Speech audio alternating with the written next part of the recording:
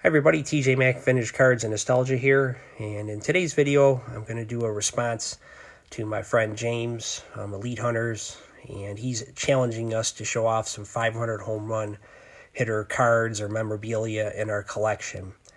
And I think this is a great idea. I don't normally do 2 videos a week, maybe once a month or so, but I wanted to take the time to do this second video because I just really appreciate James, his channel, the support he gives my channel. He watches all my videos, and I know he watches a lot of other people's videos. And he's just a great guy and a good member of this community. So I will put a link down to James' channel below.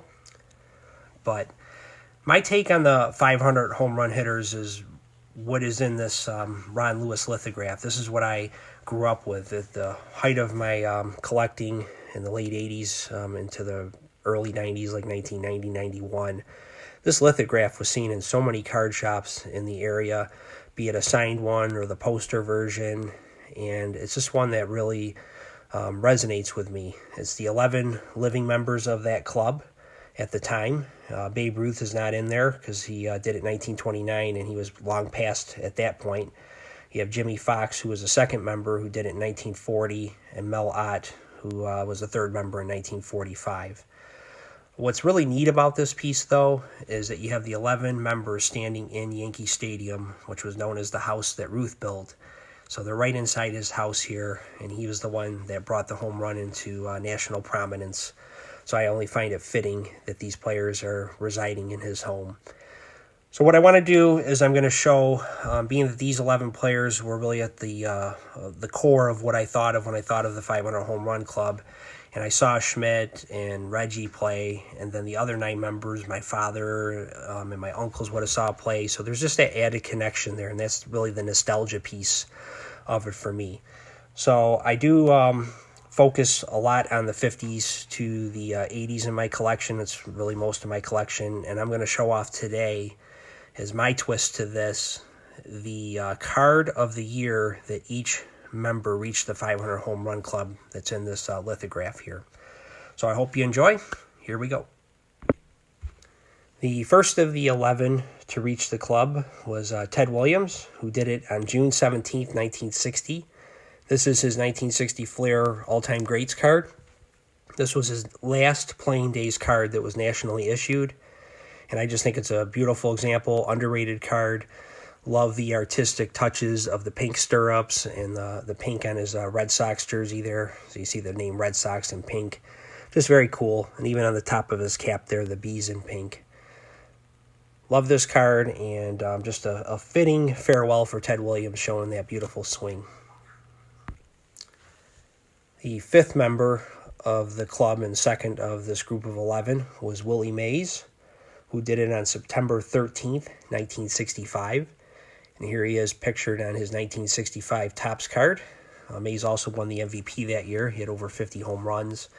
And I just remember this card from the 1982 Kmart MVP set. And when I picked this one up, it just added that instant connection to that Kmart set. So beautiful example of this card, and one of my favorite Mays cards. Love the purple there on the bottom there.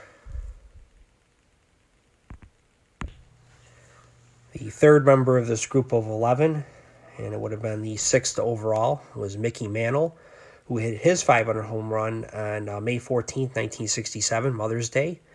And there is video of that home run on YouTube. And this is just a nice-looking Mantle card. Some don't like it, but it's one that I don't think Mantle had any bad cards. So this is just another one of the nice-looking cards that he had, in my opinion. Also in 1967, on July 14th, the 7th member of the club and the 4th of this group of 11 is Eddie Matthews, and he hit his 500th home run on July 14th, 1967. And here he is on his 67 Topps card. The 8th overall member of the 500th home run club and the 5th of the 11 is this 1968 Topps Hank Aaron.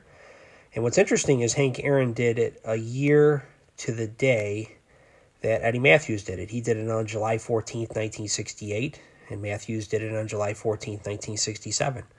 Very fitting, being that they were close teammates for many years. And I do very much like this 68 Topps Hank Aaron. It's the same photograph used in a 69 Topps card as well.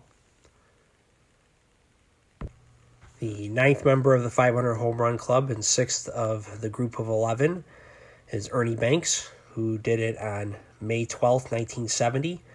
And this is a high number card from the 1970 Topps set, so the kids ripping packs from that year, looking to connect with Ernie Banks' 500th home run event, would have had to wait to the last series because it is a high number, as I mentioned, in the 70 Topps set. But just a wonderful card of his. You got that very nice sharp gray border with the white inset there, and then you got the MLB 100th anniversary patch that the players wore in 1969. So that's how you can tell the photo was from 69, because that's the year they wore the patch. And then you got the Cub on the sleeve there, the other sleeve. Beautiful card. So Harmon Killebrew was the 10th member of the club and the 7th of this group of 11. There were 2 players who did it in 1971 in just over a month time frame. First was Killebrew, as I mentioned, and he did it on August 10th, 1971. Nice swinging posed image of him from the beautiful 71 Topps set. Love those black borders. And the other player that year would have been Frank Robinson. This is another high number from the 71 set. And what's interesting, he did it on September 13th, 1971. So I'm guessing the high numbers would have been out right around that time or shortly thereafter. So I think that's pretty cool. He would have been ripping packs right around the time that Robinson was doing it. And he was the 11th member of the club and the 8th member of the group on the Ron Lewis lithograph. We'd have to wait 7 years for another member to enter the prestigious club, and that would have been Willie McCovey, who hit his 500th home run on June 30th, 1978, and he became the 12th member of the group and the 9th of the ones that were profiling from the Ron Lewis lithograph. Love the 78 Topps set, and this card just has a very nice coloring to it with the Giants script there, and just matches so nicely with his wristbands and the sleeves on his uniform, and then even the coloring around his collar and his San Francisco logo on his cap. Beautiful image. Have to wait 6 more years for another member to join the club, and it was Reggie Jackson, who did it on September 17th, 1984. And here is Mr. October on his 1984 Topps card. Perfect looking swing there of Reggie with that knee almost touching the ground. And here is the 11th member of the Ron Lewis lithograph that I'm showing, and it's the 11th and last, and the 14th member overall of the 500 Home Run Club, Mike Schmidt, who did it on April 18th, 1987.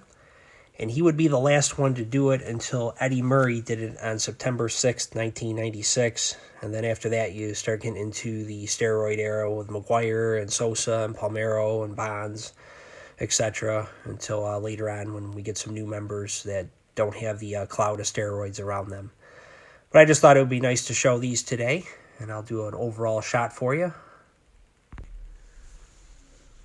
Look at that impressive group of outstanding ball players here. So there you have it. There's the 11 members of the 500 Home Run Club from the Ron Lewis lithograph. I hope you enjoyed this video, James and everybody else. Have a great rest of the weekend, and we'll talk again soon.